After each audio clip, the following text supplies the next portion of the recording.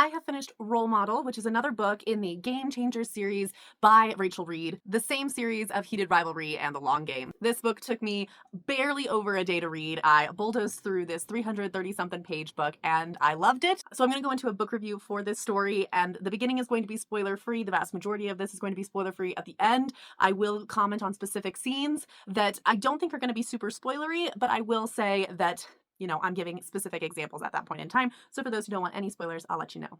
But let's get into a book review for Role Model. First things first, 4.5 stars. I loved this book. I thought it was wonderful. I really enjoyed it. I loved these characters. I loved how Rachel Reid told this story. In comparison to Heated Rivalry, I would say this book is about 10 times less spicy. This is very much more a slow burn story where we take a good deal of time before we actually have these characters engage in any spice with one another. And I really honestly enjoyed that slow development. I thought it was beautiful and wonderful. I loved getting both of their perspectives as they engaged in this interesting, slowly developing romance. Additionally, I just really love how Rachel Reid includes in her romances elements of the social impact of other things that are impacting these characters. So we have a lot of character exploration, identity exploration, as well as just social challenges that make this really enriched, in my opinion, and I just really enjoyed it. So far, I've read 3 of Rachel Reid's books, and I just appreciate that although these are within the genre of contemporary romance, and yes, the main plot of the story is about romance,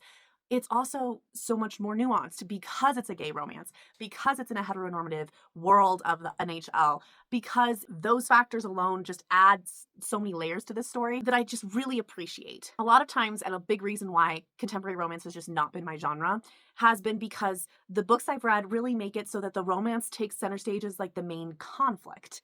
And what's difficult about that is that it really feels counter to how I would hope romance plays out even in my own life, in the sense that, like, for me, I think the ideal romance is something where there's crazy stuff happening in the world and it's the romance that gives you pause, that lets you breathe for a second, that you feel comfortable and eased into. I think Rachel Reid does a really good job of presenting romances where it makes sense that these characters are gravitating towards each other, even in their really complex, high stress worlds.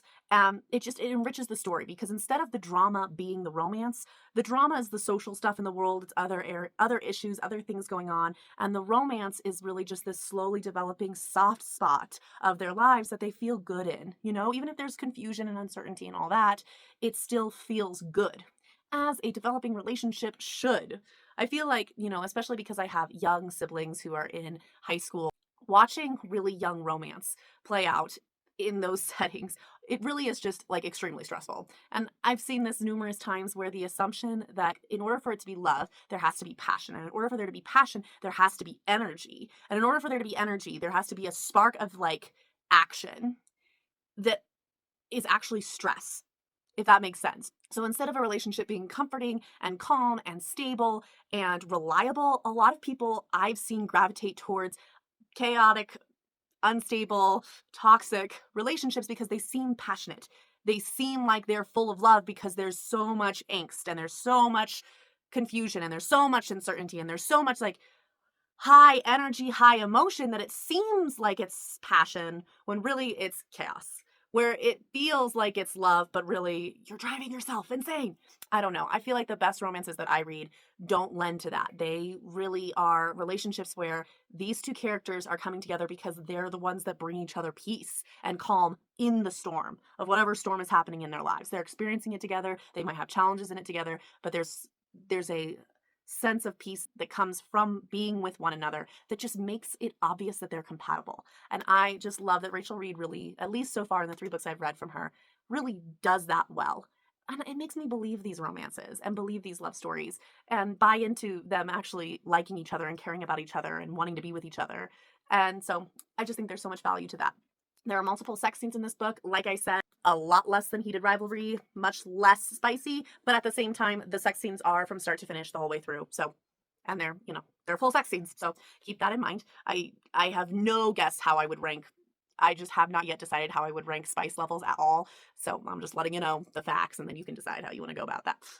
But yes, order of reading. A lot of people said after I posted my review of Heated Rivalry that you should read Role Model next before reading The Long Game. And I'm going to somewhat agree with that statement. When I read these 2 books, I want it to be clear.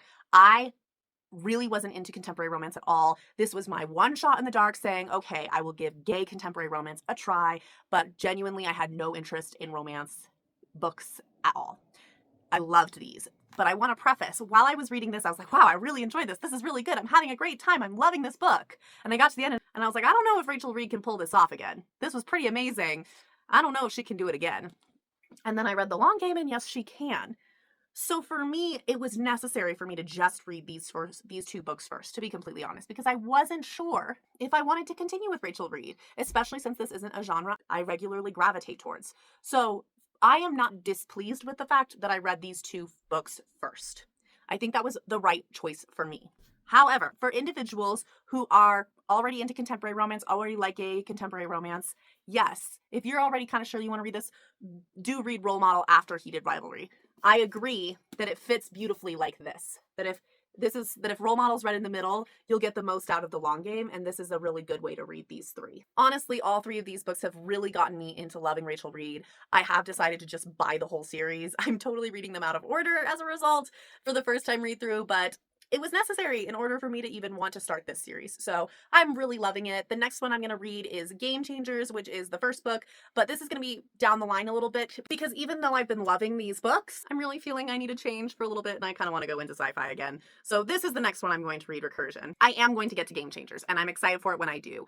I'm really excited for Unrivaled, which is the third story in Ilya and Shane's story that starts with Heated Rivalry. But that comes out next summer. So what I'm thinking of doing is I'm going to sporadically read the rest of the books in the Game Changers series throughout the rest of this year, starting with Game Changers Book 1. And then next year, before Unrivaled comes out, I will do a reread of the entire series in the correct reading order.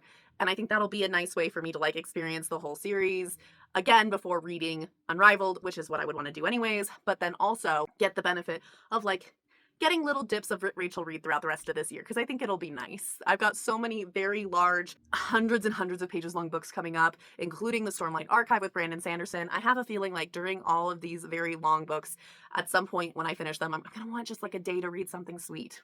And I think Rachel Reid, I'm just going to sprinkle in throughout the rest of this year.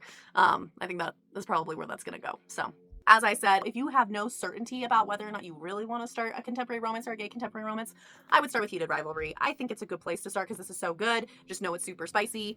And give these two books a try and see how you enjoy them. If you're like, yeah, they're good, I think I'm done with the world after this, that's okay. That's okay. But if you know that you're going to really like this, my guess is that people who say read the whole series straight through are probably right.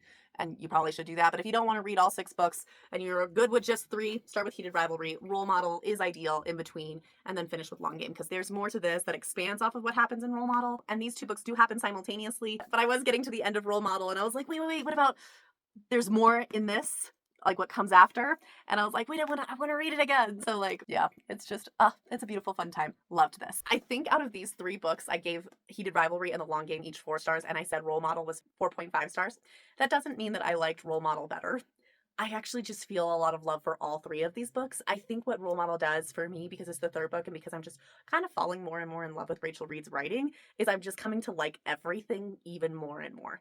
So like, I think originally, yes, my 4 stars for Heated Rivalry and The Long Game are accurate, but now, a week later, I'm like, no, it's higher. It feels higher. I feel like I should be giving more stars, So I'm going to give across all 3, 4.5 right now, and we'll just see where it goes from there. But I'm just genuinely in love with all these stories. They're so soft, and I love Ilya and Shane's story so much. I do think that Harris's and Troy's story is great too. I love these characters as well. So genuinely, like, I appreciate that Shane and Ilya have a longer story, which is probably the only reason why I'm valuing it more, because there's just more here between these 2 characters than between our Troy and Harris. But I love them. I love them all. And I really kind of in my head feel very happy and joyful about all 3 of these books. So I'm not ranking these at this moment in time as being better or worse than any of the others. I just genuine love across from me for all 3 of these books. So thank you to those who recommended this series. I'm really glad. Thank you to those who recommended I read Role Model. I loved it. It was wonderful. It was fabulous. And I'm really excited to read the rest of the Game Changer series. And I'm so excited to read Unrivaled when it comes out next summer. So just love, just happy love. That's the spoiler-free part of this. Absolutely loved Role Model. I think it was fabulous. Okay, for the spoilers part, and again, this is not super serious with spoilers, I don't think, but I'm just going to plop that up there. I'm not going to go into heavy detail, but The airplane scene, which is in both of these books. I agree that if I had read Role Model first, the airplane scene would have hit better in The Long Game. I agree with that statement. I loved how it was written in Role Model. It felt kind of rushed in The Long Game. It felt like a plot that was just like kind of forced a little bit by Rachel Reid just to put these characters in a stressful situation for them to make a choice. But in Role Model, it didn't feel like that. It felt a little bit softer, weirdly, as a plane issue. It wasn't a plane crash. It was like, a plane malfunction situation. So I definitely really liked it more how it was written here. And if I had read this first, which again, I'm not mad at myself for not doing, but if I had, it would have been better in this book. And I do think I would have rated this higher as a result. So that's the big thing I really just kind of want to touch on, is just that scene, and what people were saying about the airplane scene between these two books, because I agree that reading this first is ideal for the airplane scene to come off best in this book. So the only other spoiler related thing I want to mention, I guess, is I appreciate the conversation about sexual assault and those who defend victims and believe them, as well as how difficult it is to be believed as a victim. I loved that this book brought up that narrative. I loved that that was really the core problem in this book, and their developing romance happens as Troy is experiencing this extremely stressful and difficult personal choice to speak up and defend sexual assault victims and the consequences it has on his life. That's really where there's a lot of conflict, not really between the two of them, but internalized as well as social. And then just the softness between the two characters is just really beautiful. So I really appreciated how that conversation was dealt with in this book, and the pain and frustration and difficulty of that conversation, especially watching people who have been accused of those things continue to thrive and survive and have no punishment and no questioning by their communities. Very much a sexual assault, rape culture situation. And I think Rachel Reid does a really good job of writing about it, and providing some of the experience of what individuals who step forward and defend others may experience, as well as putting a spotlight on how victims are not believed. I think she just wrote that really, really well, and then also just wrote it in a way that brings hope, and that was really nice too. There was a lot of hope in this book, I feel like. So I really loved the inclusion of that, and it made this feel so much more relevant and so much more important. And I just it's more than just the romance between these two. There's bigger conversations here as well, and I love, love, love that so much. So that is my book review for Role Model. Loved this.